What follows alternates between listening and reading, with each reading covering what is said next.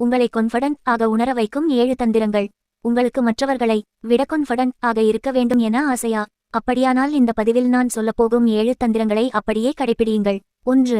அதிகமாக செயல்களில் இறங்குங்கள். இங்கு பெரும்பாலானவர்கள் எப்போதும் கான்ஃபிடென்ட் இல்லாமல் இருப்பதற்கு அவர்களால் முடிந்த விஷயங்களை செய்யாமல் போவதே காரணமாக இருக்கிறது. எனவே உங்களது நேரத்தை வீணடிக்காமல் ஏதோ ஒரு செயலை முழு மூச்சுடன் உங்களின் முழு ஆற்றலையும் பயன்படுத்தி செய்து கொண்டே இருங்கள். அப்படி நீங்கள் செய்யும் செயல்களில் இருந்து உங்களுக்கான கான்ஃபிடென்ட் உயிர்த்தெழும். 2. வாய்ப்புகளை தேடிச் செல்லுங்கள். எவன் ஒருவன் தனக்கான வாய்ப்புகளை தேடிச் செல்கிறானோ அவனுக்கு தன்னம்பிக்கை தானாக வரும் என சொல்லப்படுகிறது. ஏனெனில் வாய்ப்புகளை தேடாமல் அமைதியாக இருப்பவர்கள் தான் எதையுமே செய்யாமல் இருப்பதை நினைத்து வருந்தி சோர்வாக இருப்பார்கள். ஆனால் வாய்ப்புகளை தேடிச் சென்று தோல்வி அடைந்தாலும் கஷ்டப்பட்டு முயற்சித்துதானே தோற்றோம் என்ற தன்னம்பிக்கை உங்களுக்குள் ஏற்படும். 3. கீ உணவுகளை தவிருங்கள். சில உணவுகளை கொஞ்சமாக சாப்பிட்டாலே அது நமது இரத்த சர்க்கரை அளவை உடனடியாக அதிகரிக்கும். இத்தகைய உணவுகளை கிளைசிமிக் இண்டெக்ஸ் கீ உணவுகள் என்பார்கள்.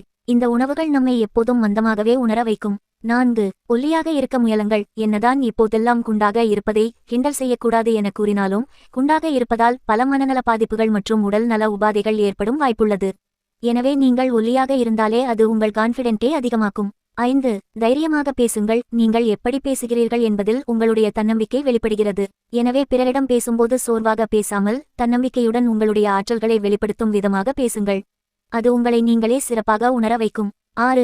தோற்றாலும் கவலைப்படாதது போலவே இருங்கள். நீங்கள் ஏதோ ஒரு விஷயத்தை முயன்று தோற்றுவிட்டீர்கள் என்றால் பிறரிடம் நீங்கள் தோற்றதை எண்ணி கவலைப்படுவது போல காட்டிக் கொள்ளாதீர்கள். அது உங்களை பிறர் தாழ்வாக பார்க்க வைத்துவிடும். எனவே தோல்விகளை நீங்கள் சாதாரணமாக எடுத்துக் கொள்வது போலவே இருங்கள்.